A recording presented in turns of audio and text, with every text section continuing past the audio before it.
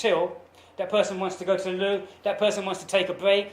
What happens when that person wants to take a break and wants to go to the loo?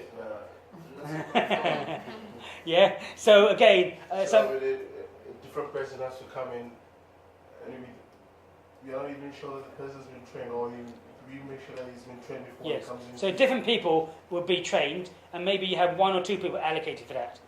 So having just one person on till and having all the waitresses come to that one till could slow the whole process up. Yeah.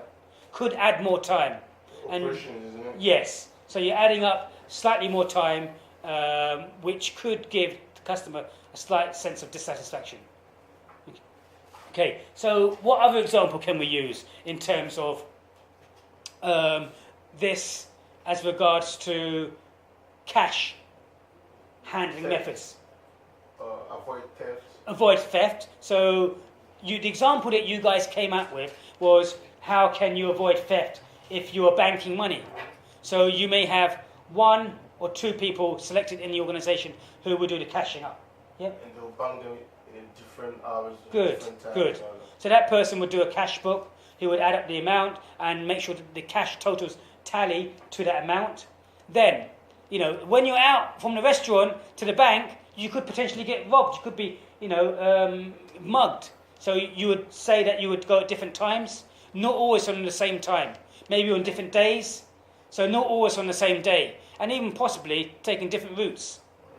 Yeah. So different. It's possible for one person to go with one person, so that it's not going to be one person going in. But you could possibly take 2 people to go. Yes, that's another good idea. Having 2 people to go. Okay. But then also having insurance, because if someone pulls a gun out on you, you're not going to fight them off for your life in terms of if they had a gun. Yeah. So you would have insurance as well. So again, what are some of the advantages and disadvantages for this? The advantage would be protects our money. Yes. So the advantages are to reduce the possibility of theft. The disadvantages: it takes more time. It's a little bit more inconvenient. Okay. But nevertheless, these policies and procedures in terms of avoiding theft, policies and procedures in terms of handling money and taking cash in a restaurant is extremely important to reduce that risk. But we can use eco-savers Yes. in this case. Yes. Yeah. Yes, if you can. Yes, that's another good idea. Because that's we don't need to go. Yes. Well, again, another very good idea. But that's a good idea. That's a good advantage. What's the disadvantage of doing that? It costs money. It will cost a bit more. Yeah.